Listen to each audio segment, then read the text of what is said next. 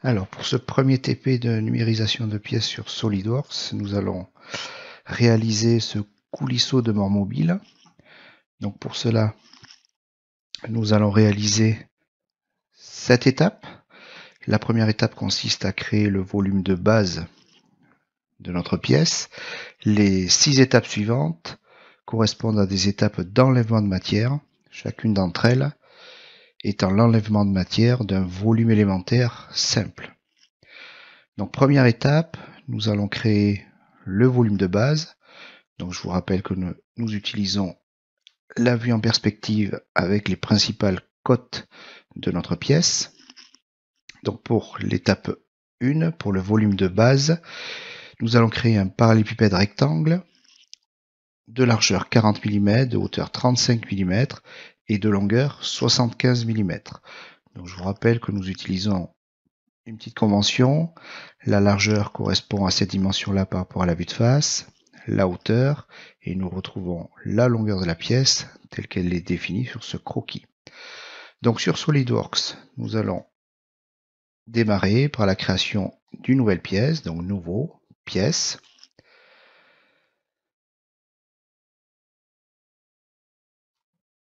Nous allons sélectionner le plan de face. Dans l'onglet esquisse, je vais aller sélectionner la forme de base de mon esquisse, c'est-à-dire un rectangle. Je viens me positionner sur l'origine. J'appuie avec la souris clic gauche, je déplace et je lâche. Donc j'ai à l'écran un rectangle dont je dois maintenant donner les principales dimensions. Donc j'utilise pour cela l'icône cotation intelligente. Je viens sélectionner cette arête horizontale afin de définir la largeur de ma pièce. Donc on a vu 40 mm. Je viens sélectionner cette arête par un clic. Je décale ma cote que j'essaye de ne pas trop éloigner et de centrer. J'appuie une deuxième fois et je vais pouvoir saisir la valeur de la hauteur de ma pièce. L'esquisse est de couleur noire. SolidWorks considère qu'il a toutes les dimensions nécessaires pour définir cette forme. Je peux ensuite aller dans l'onglet Fonctions, cliquer sur Base de bossage extrudée, puisque la première étape correspond à de la création de matière. Afin de conserver la vue de face devant, je vais venir cliquer une fois ici sur Inverser la direction et je saisis ensuite dans cette fenêtre la valeur de la longueur de ce volume de base. Donc on a vu que c'était 75 mm. Je valide 2 fois. Voilà le volume de départ de notre pièce. Pour l'étape 2, nous allons procéder à la réalisation de l'entaille située à l'avant de la pièce, dont les dimensions vous sont données ici, donc 40 de large, 18 de hauteur et 12 de longueur. Donc sur SolidWorks, plusieurs possibilités. Je peux sélectionner la face dessus, la face avant, la face droite ou gauche. Donc vous sélectionnez une face. Vous allez ensuite cliquer sur Normal A. Et comme tout à l'heure, à partir de l'onglet Esquisse, nous allons dessiner la forme de base du module que nous souhaitons, du volume que nous souhaitons créer. Donc ici, de nouveau, un parallépipède rectangle. Donc vous dessinez un rectangle, n'importe où sur la face qui vient d'être sélectionnée. Et toujours avec cotation intelligente, vous allez donner les dimensions de cette esquisse. Donc 40 de largeur, 18 de hauteur. Donc ces deux cotes correspondent à des cotes de dimensionnement. Ma forme est dimensionnée, mais elle n'est pas encore positionnée. Donc je vais rajouter des cotes cette fois de positionnement.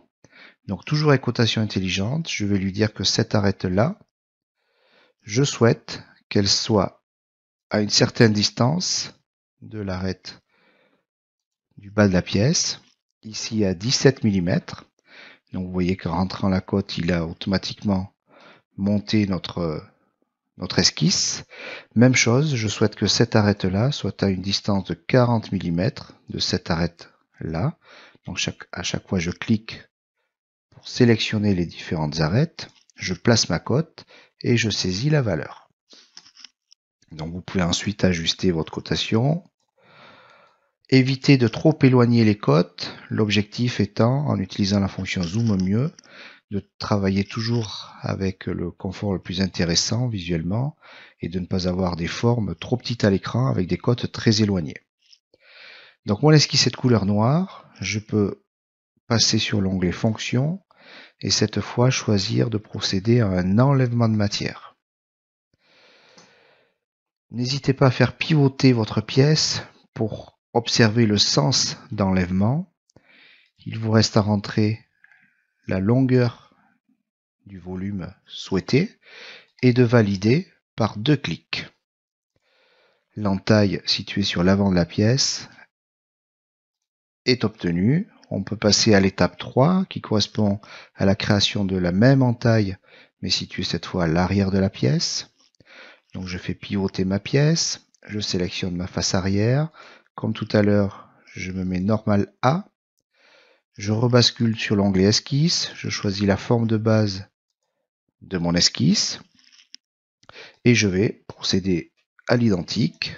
Donc cotation, je définis d'abord les cotes de dimensionnement de ma pièce et ce volume je le positionne ensuite.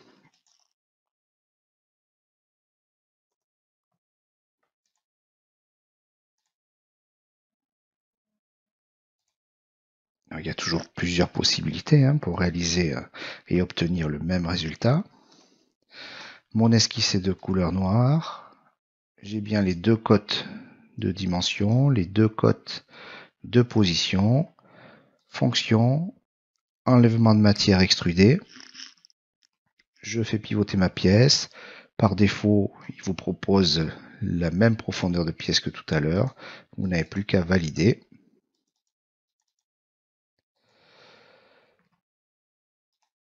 Pour l'étape 4, nous allons réaliser la rainure rectangulaire située sur le dessus de la pièce. Donc c'est de nouveau un parallélépipède rectangle de largeur 20, de hauteur 7 et de longueur 51 mm. Donc toujours sur le même principe, je sélectionne la face sur laquelle je souhaite dessiner et représenter mon esquisse. Je me place normal à cette forme. Je choisis la forme de l'esquisse, donc de nouveau un rectangle, que je viens tracer sans me soucier à ce stade-là de sa position et de ses dimensions. Je viens simplement le tracer. C'est l'outil cotation qui permet de dimensionner et positionner notre objet. Donc notre rainure fait 20 de large, 51 de long. Il me reste à la positionner. Donc elle est à 10 du bord. Et cette arête-là viendra se placer à 12 mm de cette face-là. L'esquisse est de couleur noire. Fonction, enlèvement de matière extrudée. Je fais pivoter légèrement ma pièce.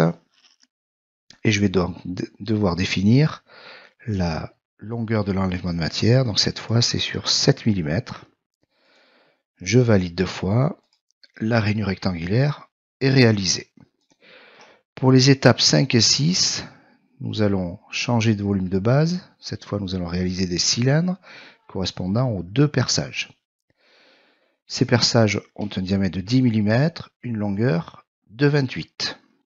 Donc, toujours sur la même procédure, je sélectionne la face sur laquelle je souhaite dessiner mon esquisse. Je me place normal A. Dans l'onglet esquisse, je choisis la forme, donc ce n'est plus cette fois un rectangle, mais un cercle. Je viens tracer un cercle et utiliser la cotation pour lui donner le diamètre ainsi que sa position. Donc 2 possibilités, soit vous cliquez sur le centre, soit sur le périmètre du cercle, puis sur l'arête à partir de laquelle vous souhaitez définir une largeur, une cote, donc 20, et ensuite donc je clique cette fois sur le centre, sur cette arête-là, et je sais que mon perçage doit se retrouver à 13 mm de cette forme-là. L'esquisse est de nouveau de couleur noire. J'ai donc le feu vert pour aller dans l'onglet Fonction, enlèvement de matière extrudée. Je bascule en 3D et je vais rentrer la profondeur de mon perçage. Donc on a vu que c'était 28 mm. Je valide. Je fais pivoter ma pièce pour vérifier que le perçage a bien débouché de l'autre côté. Et je procède ainsi pour le deuxième perçage. Donc de nouveau, normal A, esquisse, la sélection de la forme de base. Donc je trace mon cercle et je le dimensionne avant de le positionner.